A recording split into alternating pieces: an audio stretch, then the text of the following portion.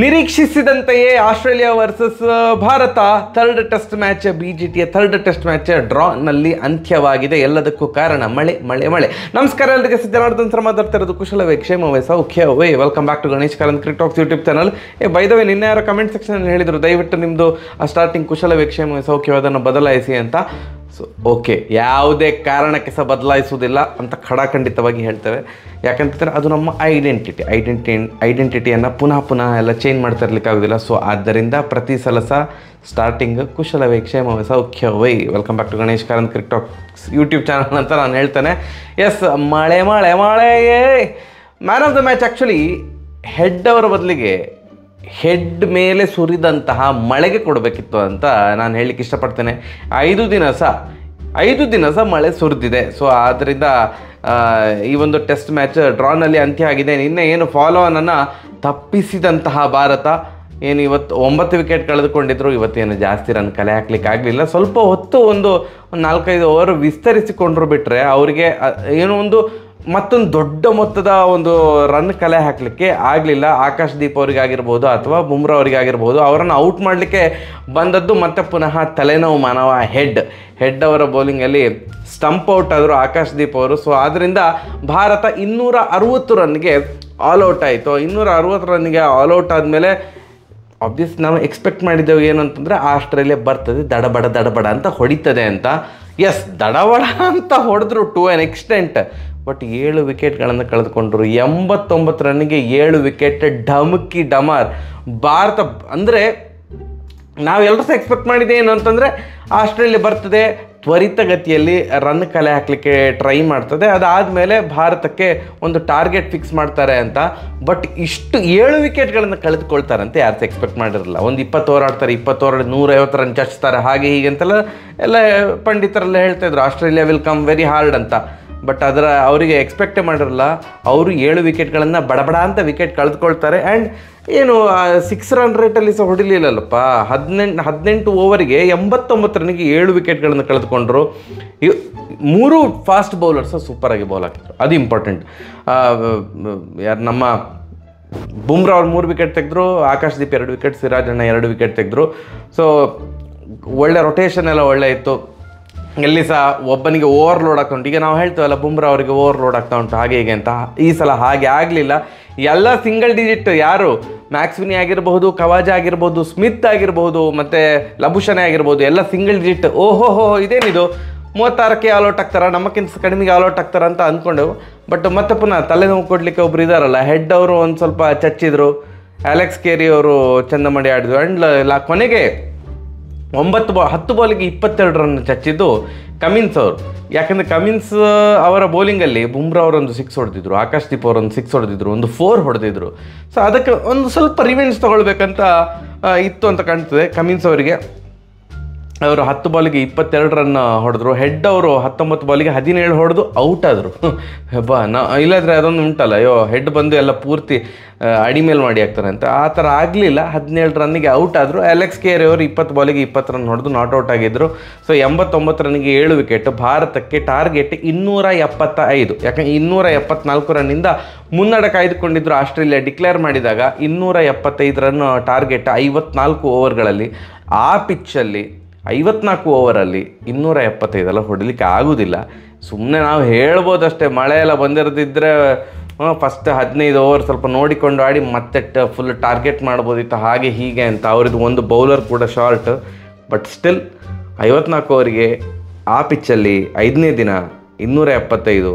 And ನಮ್ಮದು ಇಲ್ಲಿ batting first of all click ಆಗ್ತಾ ಇಲ್ಲ. ಫಸ್ಟ್ ಟೆಸ್ಟ್ ಮ್ಯಾಚ್ ಇದು ಸೆಕೆಂಡ್ ಇನ್ನಿಂಗ್ಸಲ್ಲಿ ಬಿಟ್ಟು ಮತ್ತೆ ಯಾವ ಇನ್ನಿಂಗ್ಸಲ್ಲಿ ಸಹ ಚೆಂದ ಮಾಡಿ ಆಡಿರೋದ ಬ್ಯಾಟಿಂಗ್ ಯೂನಿಟ್ ಆಗಿರೋದ್ರಿಂದಾಗಿ ಸಡನ್ನಾಗಿ ನಾವು ಜಾಸ್ತಿ ಎಕ್ಸ್ಪೆಕ್ಟ್ ಮಾಡಲಿಕ್ಕೆ ಆಗೋದಿಲ್ಲ. ಭಾರತ ಟಾರ್ಗೆಟನ್ನು ಚೇಸ್ ಮಾಡ್ತಿತ್ತು ಹಾಗೆ ಹೀಗೆ ಅಂತ. ಡ್ರಾ ಆದದ್ದು ಒಳ್ಳೆಯದಾಯಿತು. 2 ಓವರ್ ಆಡಿದರು ಭಾರತ. 2 ಓವರ್ಗೆ 2.1 ಓವರ್ಸ್ ಆಡಿದರು. 8 ರನ್ನಿಗೆ ನೋ ಲಾಸು.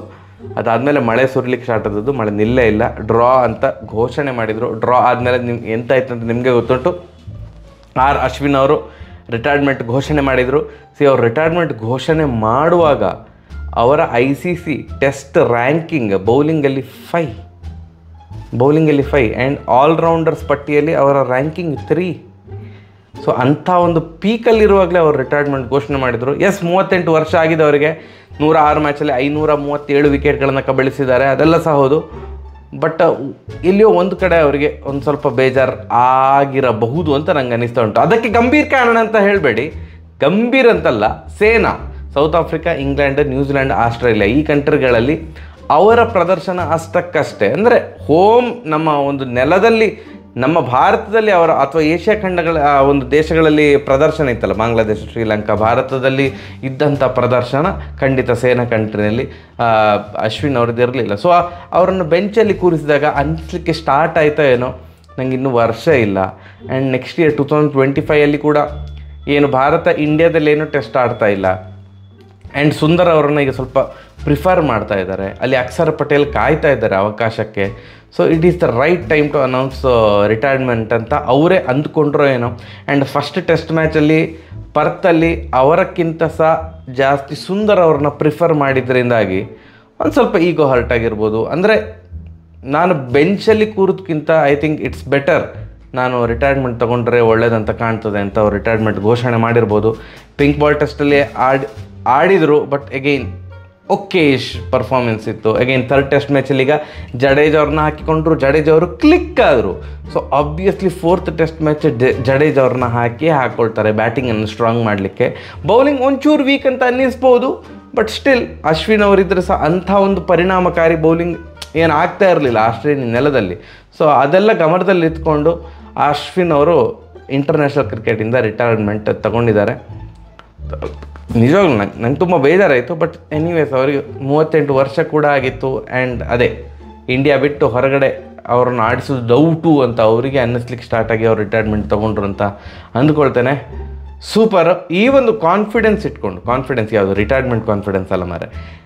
ಈಗ ಒಂದು ಸೋಲುವ ಮ್ಯಾಚು ಮಳೆಯಿಂದವೋ ಏನೋ ಒಟ್ಟಿನಲ್ಲಿ ಈಗ ಡ್ರಾ ಆಯಿತು, 1-1 ಸೀರೀಸ್ ಡ್ರಾ ಆಗಿದೆ. ಆ್ಯಂಡ್ ಆಕಾಶ್ದೀಪ್ ಮತ್ತು ಬುಮ್ರಾ ಅವರು ಆ ಒಂದು ಹೋರಾಟ, ಹೀರೋಯಿಕ್ ಎಫರ್ಟಿನ ಒಂದು ಪಾಸಿಟಿವಿಟಿಯನ್ನು ತೆಗೆದುಕೊಂಡು fourth test match, fifth test ಮ್ಯಾಚಲ್ಲಿ ಭಾರತ ಪುಟಿದೇಳಬಹುದು ಅಂತ ನಾನು ಅಂದ್ಕೊಂಡಿದ್ದೇನೆ. ಆ್ಯಂಡ್ ಕೆಲವರು ಹೇಳ್ತಾರೆ ಅಶ್ವಿನ್ ಅವ್ರಿಗೆ ಒಂದು ಇವರು ಸುಮ್ಮನೆ ಹೇಳಬೇಕಿತ್ತು ನಾನು ರಿಟೈರ್ಮೆಂಟ್ ತೊಗೊಳ್ತೇನೆ ಅಂತ, ಆಗ ಅಟ್ಲೀಸ್ಟ್ 4ನೇದ ಅಥವಾ 5ನೇ ಟೆಸ್ಟ್ ಮ್ಯಾಚಲ್ಲಿ ಆಡಿಸ್ತಿದ್ರೆ ಏನೋ ಅಂತ. ಹಿ ಡಿಸರ್ವ್ಡ್ ಅ ಸೆಂಡ್ ಆಫ್, ಅದಿಲ್ಲ ಅಂತ ಹೇಳೋದಿಲ್ಲ. ಬಟ್ ಸ್ಟಿಲ್ ಭಾರತ 4 ಮತ್ತು 5ನೇ ಟೆಸ್ಟ್ ಮ್ಯಾಚ್ ವಿನ್ ಆದರೆ WTC ಫೈನಲಿಗೆ ಸೆಲೆಕ್ಟ್ ಆಗುವಂಥ ಸಾಧ್ಯತೆ ಜಾಸ್ತಿ ಇರ್ತದೆ.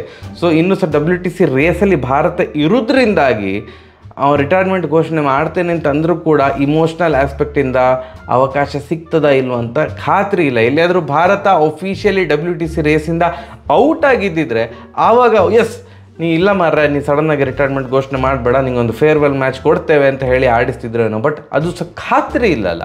ಸೊ ಆದ್ದರಿಂದ ಅವರು ಇಮ್ಮಿಡಿಯೇಟಾಗಿ ಇವತ್ತೇ ನನ್ನ ಕೊನೆಯ ದಿನ, ಇದರ ನಂತರ ನಾನು ಆಡೋದಿಲ್ಲ. ಆ್ಯಂಡ್ ನಾಳೆ ಐ ಥಿಂಕ್ ಅವರು ವಾಪಸ್ ಇಂಡಿಯಾಗೆ ಟ್ರಾವೆಲ್ ಮಾಡ್ತಿದ್ದಾರೆ ಅಂತ ಅನ್ನಿಸ್ತದೆ, ಅಶ್ವಿನ್ ಅವರು ತಂಡವನ್ನು ತೊರೆದು. ಸೊ ಇದೆಲ್ಲ ಗಮನದಲ್ಲಿ ಇಟ್ಕೊಂಡು ನೋಡಿದಾಗ ಇನ್ನು ಸಹ 4th and 5th test match ತುಂಬ ಇಂಪಾರ್ಟೆಂಟ್. ಐ ಹೋಪ್ ಆ 2 ಟೆಸ್ಟ್ ಮ್ಯಾಚ್ಗಳನ್ನು ಭಾರತ ಗೆದ್ದು WTC ಫೈನಲಿಗೆ ಹೋಗಲಿ, ಕಾನ್ಫಿಡೆಂಟ್ ಕ್ರಿಕೆಟ್ ಆಡಲಿ ಅನ್ನೋದು ನಿಮ್ಮೆಲ್ಲರ ಆಶಯ. ಎಸ್, ಏನಾದ್ರು ಇದ್ದರೆ ಕಮೆಂಟ್ ಸೆಕ್ಷನಲ್ಲಿ ದಯವಿಟ್ಟು ಡಿಸ್ಕಸ್ ಮಾಡಿ, ಯಾರಿಗೆ ಸಹ ಬೈಕೊಳ್ಬೇಡಿ. ಸರಿ, ಹಾಗಿದ್ರೆ ಬರುವ ನಮಸ್ಕಾರ. ಬೈಯುವ ಅಂತೆ.